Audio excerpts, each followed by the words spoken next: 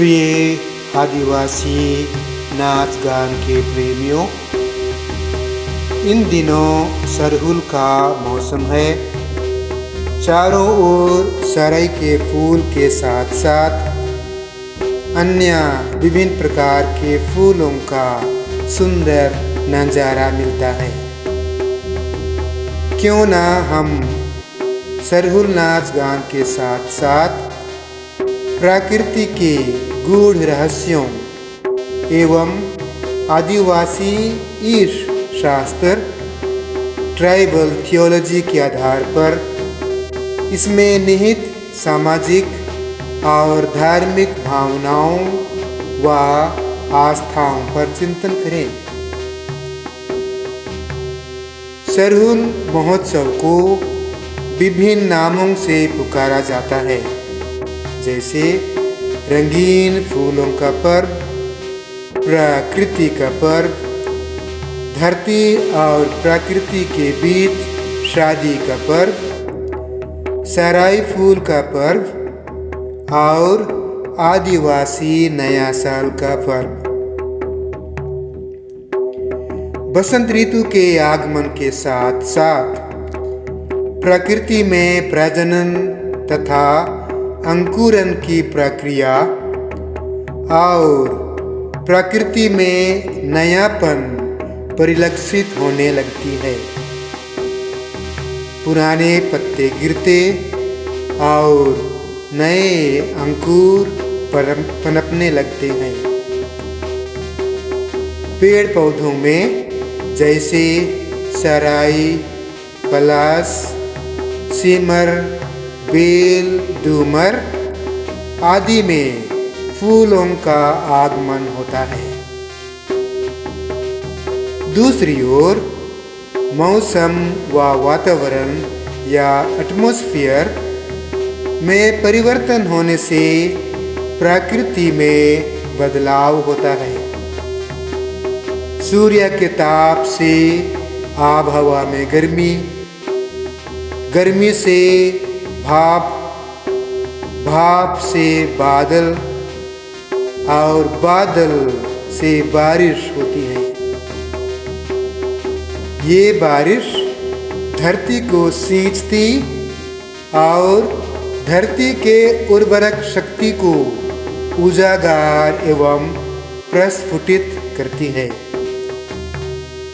नए अंकुर को जन्म देकर उसको विकसित करता है और यही वानस्पतिक जीवन के संचार का माध्यम बनता है। आदिवासी ईश शास्त्र के दृष्टिकोण से प्रकृति की इस भव्य सौंदर्य और रहस्य में ईश्वर व धर्मेश व सिंहबोंगा की उपस्थिति और उसका पराक्रम देखी जाती है। ईश्वरीय शक्ति, योजना तथा नियंत्रण देखी जाती है। धरती और प्रकृति की इस उचित एवं संतुलित संबंध में मनोरम फूलों फलों का प्रजनन और विकास होता है। इसलिए मानवीकरण के भाव में इसे धरती और प्रकृति के बीच शादी का दर्जा भी दिया जाता है, जिस व्यवस्था में जाति व प्रजा की निरंतरता कायम होती है, पर अंततः रहस्यमय जीवन के पीछे ईश्वर का ही हाथ होता है। एक आदिवासी के विश्वास की नज़र में प्रकृति का प्रजनन और विकास ईश्वरीय उपस्थिति, संरक्षण व अन्नदायी का अटूट और भरोसेमंद प्रतीक होता है। एक आदिवासी विश्वासी इसी रहस्यमय और शक्तिशाली व्यक्तित्व में विश्वास करता है और उसकी पूजा अर्चना करता है। प्रकृति के गूढ़ रहस्यमय भाव एवं अनुभव धर्मेश व सिंगबोंगा के सर्वज्ञ, सर्वव्यापी, सर्वशक्तिशाली व्यक्तित्व का परिचालक एवं माध्यम बनता है। सरना अर्थात सराय के ऊंचे ऊंचे गाछ का जमघट, जो ईश्वरीय उपस्थिति का स्थान माना जाता है और जो पूजन स्थल भी होता है। अतः सराय का फूल ही सरहुल पूजा का मुख्य प्रतीक बनता है।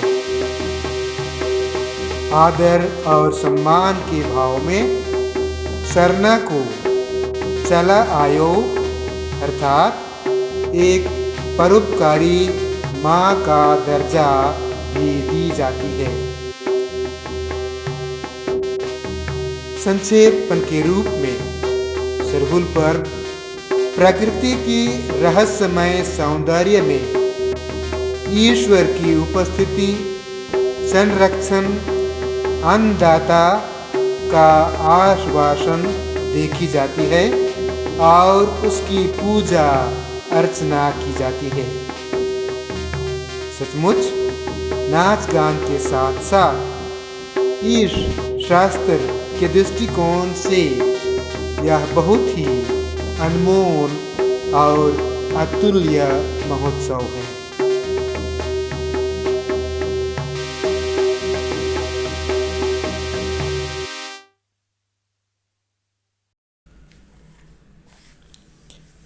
प्रिय मांदर सीखने के प्रियो, जब हम मांदर सीखने की बात करते हैं तो दूसरी ओर ये भी हम जानें कि आदिवासी कुछ गानों में मांदर वर्जित होता है, अर्थात मांदर वहाँ नहीं बजाया जाता है।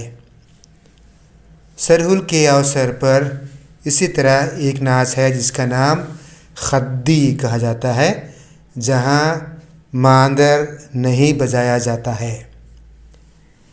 इसी के साथ और एक दो प्रकार के मौसमी नाच हैं जहाँ जो सरहुल के उपलक्ष्य में गाए और बजाए जाते हैं। उनमें से हैं डमकच, झूमर और अंगनाइत।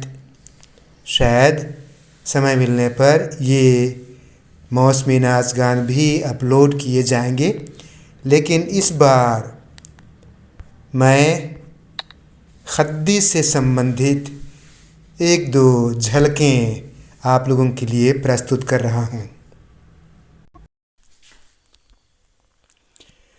बारिशों रे कारिबा दरिया, बारिशों रे पानी काबिलम कारे, मानेवा का लोरा पानी डरकाय, बारिशों रे पानी काबिलम कारे, धरती का सुखल माटी तरसै, बारिशों रे पानी